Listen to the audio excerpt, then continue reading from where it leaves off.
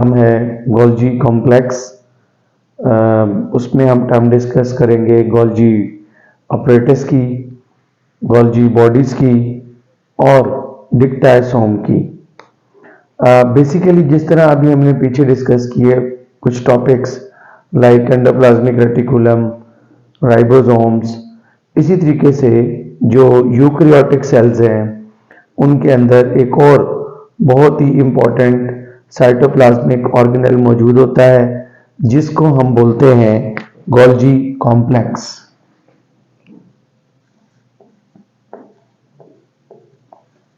This is called Golgi complex. ये जो Golgi complex है ये ऑलमोस्ट जितने भी यूकैरियोटिक सेल्स हैं उन तमाम में ये साइटोप्लाज्म के अंदर एग्जिस्ट करता है। इन केस ऑफ एनिमल सेल्स तो इसको हम गोल्जी कॉम्प्लेक्स कहते हैं और इसी के कंपोनेंट्स हैं Golgi apparatus and Golgi bodies. लेकिन प्लांट्स में इसको हम एक और नाम देते हैं और वो जो नाम है वो है डिक्टाइसोम्स।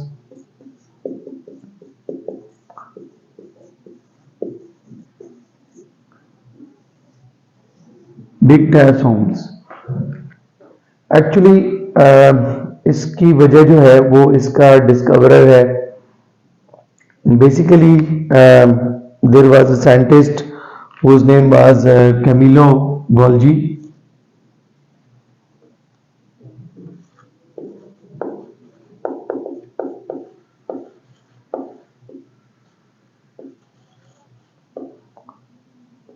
ये वो साइंटिस्ट है basically he was a neuro physician and he was researcher also. तो इसने जो है वो इन स्ट्रक्चर्स को सबसे पहले नर्व सेल्स को स्टडी करते हुए चूंकि आइडेंटिफाई किया था तो that is why animal cells में तो हमने इसी के नाम पे इन ऑर्गेनेल्स को नेम दिया like Golgi complex, Golgi apparatus and Golgi bodies. लेकिन in case of plant cells हमने इनको डिक्टाइसोम्स का नाम दिया क्योंकि he worked in animal cells. Therefore he discovered these structures in about 1898 when he was working on the nerve cells। जब ये nerve cells पे काम कर रहा था तो इसने इन structures को identify किया। Interesting thing is this, when he discovered these structures तो जब उसने क्लेम किया कि I have seen some kind of structures inside the cell cytoplasm तो उसकी इस बात को किसी ने भी अहमियत नहीं दी। लेकिन after 2 or 3 years some other scientists they also discovered the same structure in the nerve cells and then they realized कि कैमिलो गोल्जी was correct। बिल्कुल इस तरह के स्ट्रक्चर्स तो सेल के अंदर होते हैं। देयरफॉर फिर इसकी वजह से इन स्ट्रक्चर्स को उसी के नाम पे जो है वो डेवलप किया गया और फिर इसकी जो टर्मिनोलॉजी थी उसके में जो गोल्जी का वर्ड है वो इसी डिस्कवरर की वजह से जो है वो डाला गया। ये जो कैमिलो गोल्जी है he was awarded with Nobel Prize as well due to his lot of work on the cell structures and its components। तो लेट स्टार्ट। अब हम देखते हैं कि ये स्ट्रक्चर जो है जिसको हम गोल्जी कॉम्प्लेक्स कह रहे हैं ये किस तरह का होता है। तो उसके लिए हम एक एनिमल सेल जो है वो पहले ड्रॉ करते हैं। This is the animal cell. ये एनिमल सेल है और this is its nucleus and this one is its cytoplasm. ये बात आपने याद रखनी है कि इसका जो ओरिजिन है गोल्जी कॉम्प्लेक्स का या गोल्जी ऑपरेटस का या गोल्जी बॉडीज का, इनका एक्चुअली जो ओरिजिन साइट है वो है स्मूथ एंडोप्लाज्मिक रेटिकुलम। तो दैट इज वाई जैसे कि एंडोप्लाज्मिक रेटिकुलम में भी सिस्टर्नी थे, लेकिन they were arrange in the form of network. तो यहाँ पर भी जो स्ट्रक्चर्स हैं उनको हम सिस्टर्नी ही कहते हैं, लेकिन वो in the form of network नहीं है, बल्कि they are placed over one each other like this. ये जो है एक सिस्टर्ना है, and it is another one, and this is another one, and they are just, you can see that कि ये जो स्ट्रक्चर्स हैं ये एक दूसरे के ऊपर प्लेस्ड हैं, तो we call them stack of cisternae. हम इनको बोलते हैं स्टैक ऑफ सिस्टर्नी। तो जो स्टैक ऑफ सिस्टर्नी है that is termed as Golgi apparatus. इसको हम बोलते हैं गोल्जी ऑपरेटस।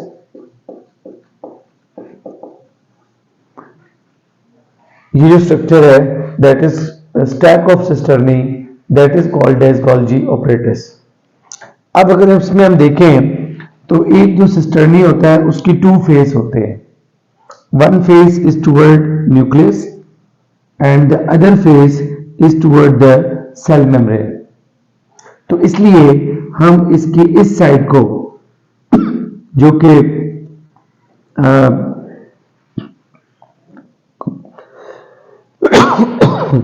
एक्सक्यूज मी, ये वो साइड है जो कि न्यूक्लियस की तरफ है, इसको हम कॉन्वेक्स या इसको हम सिस फेस कहते हैं, और इसी सिस फेस को हम एक और नाम भी देते हैं that is called as forming face,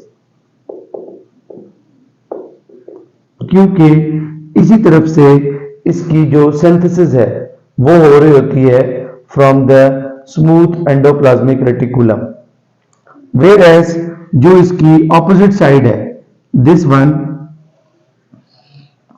ये जो ऑपोजिट साइड है इट इज कॉन्केव और ट्रांसफेस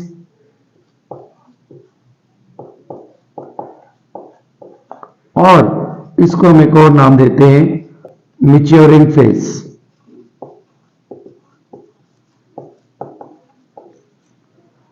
ठीक है, तो यूं जो सिस्टर्नी है वो एक कॉन्केव स्ट्रक्चर है और उसकी जो कन्वेक्सिटी है कॉन्केव भी है और इसका एक साइड कॉन्वेक्स है।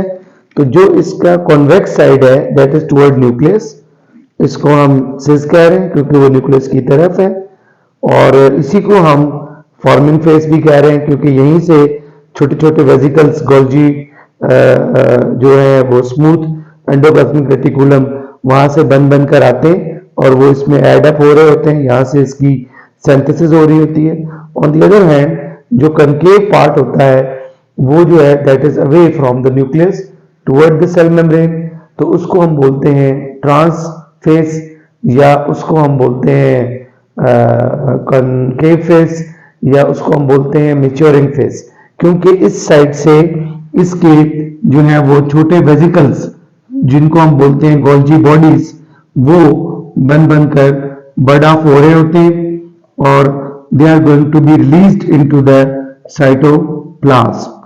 ये गोल्जी बॉडीज जो हैं इन ये साइटोप्लाज्म में रिलीज आउट हो रहे होते हैं और इनके अंदर डिफरेंट किस्म के कंपाउंड्स होते हैं जिनमें मोस्टली तो प्रोटीन्स होती हैं, लेकिन उसके अलावा भी इनमें ग्लाइकोप्रोटीन्स या ग्लाइकोलिपिड्स वगैरह मौजूद होते हैं। अब एक तो हमने डिस्कस किया था कि जो स्टैक ऑफ सिस्टर्नी है that is called Golgi apparatus. तो ये जो वेसिकल्स हैं these are called as Golgi bodies, इनको हम गोल्जी बॉडीज कहते हैं और इन दोनों को कलेक्टिवली हम बोलते हैं Golgi apparatus, sorry Golgi complex. ठीक है, तो इसका मतलब ये हुआ कि जो गोल्जी कॉम्प्लेक्स की टर्म है दिस टर्म गोल्जी कॉम्प्लेक्स, ये टर्म जो है ये एक कलेक्टिव टर्म है, इसमें दो चीजें आ जाती हैं, one is Golgi apparatus and the second is Golgi bodies. These vesicles are actually Golgi bodies. अगर हम बायोकेमिकली देखना चाहें कि इनकी जो बायोकेमिकल कॉम्पोजिशन है वो क्या है, बायोकेमिकल कॉम्पोजिशन, तो बेसिकली जो गोल्जी ऑपरेटस है या गोल्जी बॉडीज है, these are membrane bounded organelles and you know that कि जो मेम्ब्रेन्स होती हैं उनमें प्रोटीन्स होती हैं कॉम्पोजिशन के अंदर, उनमें कार्बोहाइड्रेट्स होते हैं बाय कॉम्पोजिशन, और उनके अंदर जो है वो ग्लाइकोप्रोटीन्स और ग्लाइकोलिपिड्स भी मौजूद होते हैं। तो इनमें ग्लाइकोप्रोटीन्स भी है और इनके अंदर ग्लाइकोलिपिड्स भी मौजूद हैं। तो ये जो है ये इनके बायोकेमिकल कंपोनेंट्स हैं जिनसे ये गोल्जी ऑपरेटर्स या गोल्जी बॉडीज जो है वो बने हुए हैं। जैसे कि मैंने आपको बताया कि these are synthesized from smooth endoplasmic reticulum. Here I am going to draw the smooth endoplasmic reticulum. तो you can see that कि इस smooth endoplasmic reticulum से जो है वो छोटे छोटे वेसिकल्स बनकर निकलते हैं। स्मूथ एंडोप्लाज्मिक रेटिकुलम, इनसे छोटे छोटे वेसिकल्स बनकर निकलते हैं और ये वेसिकल्स जो होते हैं they added into the forming phase of this Golgi apparatus, and then ultimately this entire cisternae is formed, and then the stack of cisternae is termed as Golgi apparatus, and from that stack of cisternae the bodies budded off, and then ultimately हम इनको बोलते हैं Golgi complex along with Golgi apparatus and then Golgi bodies. इसको फिर हम एक collective term दे देते हैं and that term is called as Golgi complex. इसको हम Golgi complex का नाम दे देते हैं।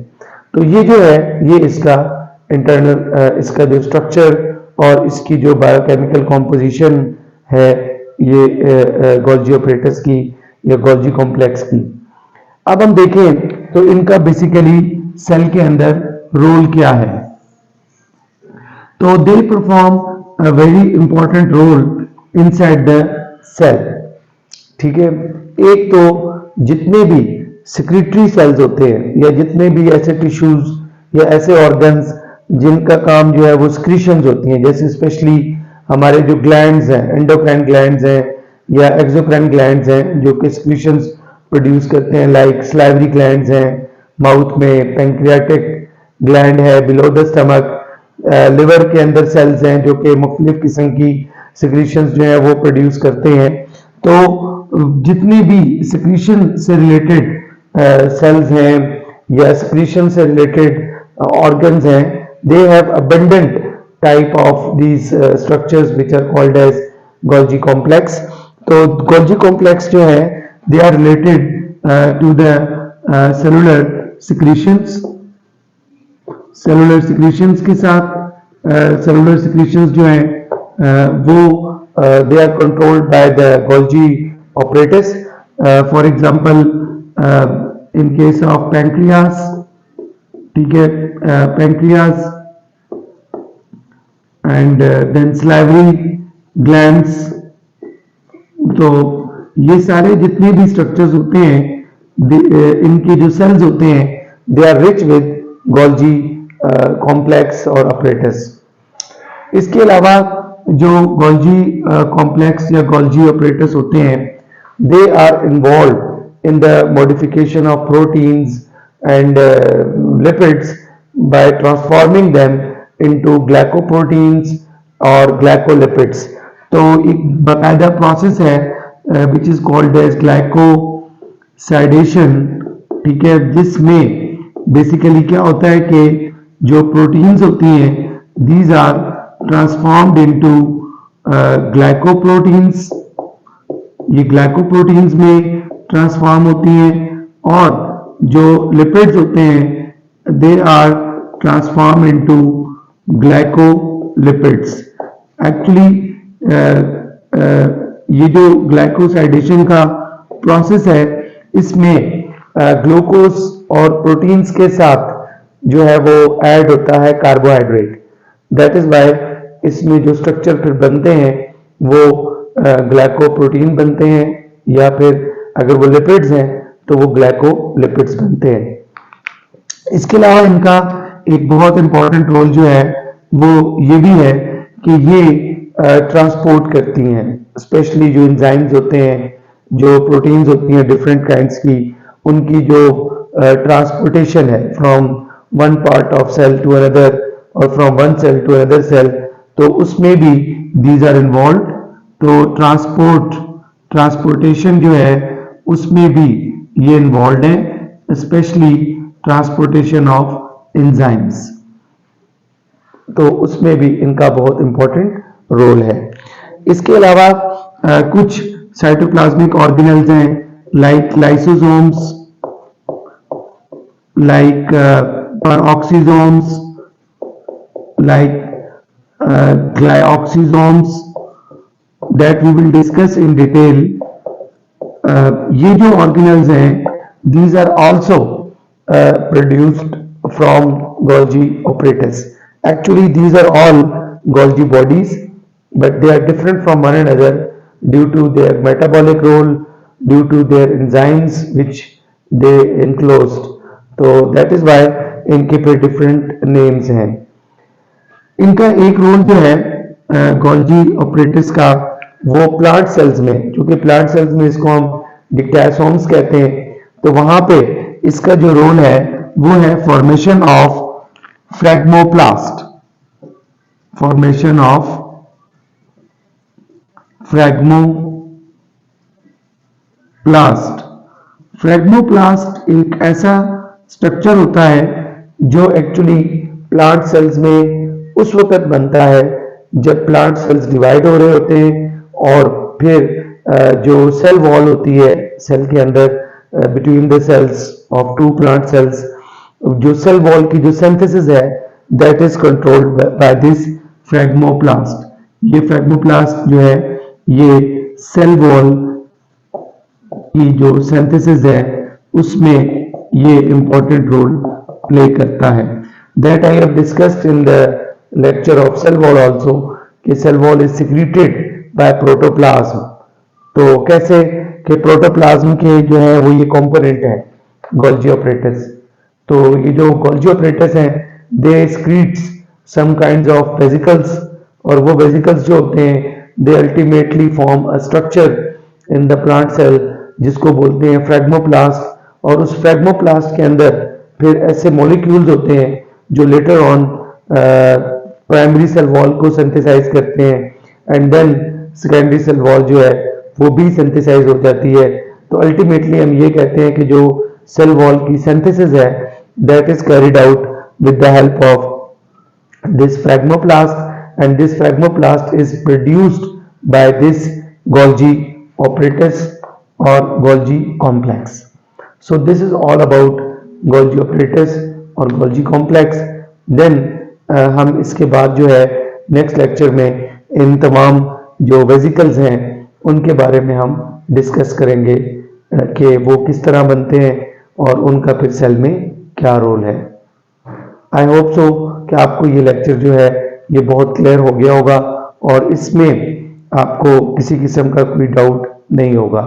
लेकिन अगर आपको कोई इशू है तो आप इसमें वीडियो के नीचे जो है वो आप कमेंट्स में क्वेश्चन जो है वो आप प्लेस कर सकते हैं, तो आई विल इंशाल्लाह रिस्पॉन्ड, मैं उसका आपको डिटेल में जो है वो आंसर वहाँ पे भी रिप्लाई कर सकता हूँ। Thank you so much.